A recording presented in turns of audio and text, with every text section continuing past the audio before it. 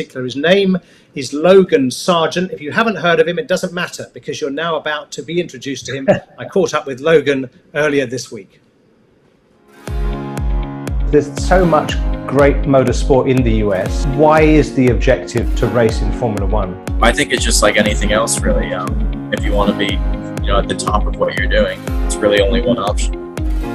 How important for you is it to be now linked to a Formula One team? I now have, a big support behind me. Be able to use their facilities, gym, simulator. I think that can all help me. Just being on an F1 simulator is already massive. So I'm going to utilize it the best I can and try to maximize my performance in whatever I do. I think it's massive. It's not easy for anybody to make it to Formula One and to race in Europe, but what are the particular challenges you think for an American driver? One of the biggest things is just the fact that you have to move, however many miles away it is from home. No family, no friends. You just pretty much have to restart. And, I feel like it's really important just trying to keep yourself busy. Work with the team as much as you can to avoid feeling like bored or alone, if you know what I mean. Just keep moving. And if you do that, time passes quicker, then you get to the next race week and you just keep grinding through it. So I found that that's the best way to do it. But for me, that's the biggest challenge.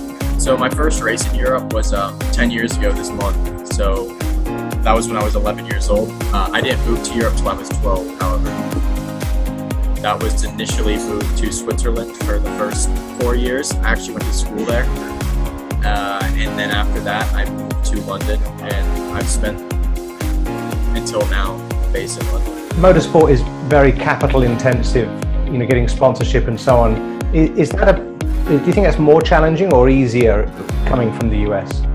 I'd say it's more challenging. I think the reason for that being is that they can't, really get involved or come to any of the races. It's F2 and F3 is not really broadcast in America unless you use F1 TV. Whereas in Europe, it's all over Sky Sports and stuff. Yeah. And let's just talk a little bit about your career, because I met you, of course, you came to Macau. And that Macau weekend went pretty well for you, didn't it? That was my favorite ever weekend of racing. That place is just special.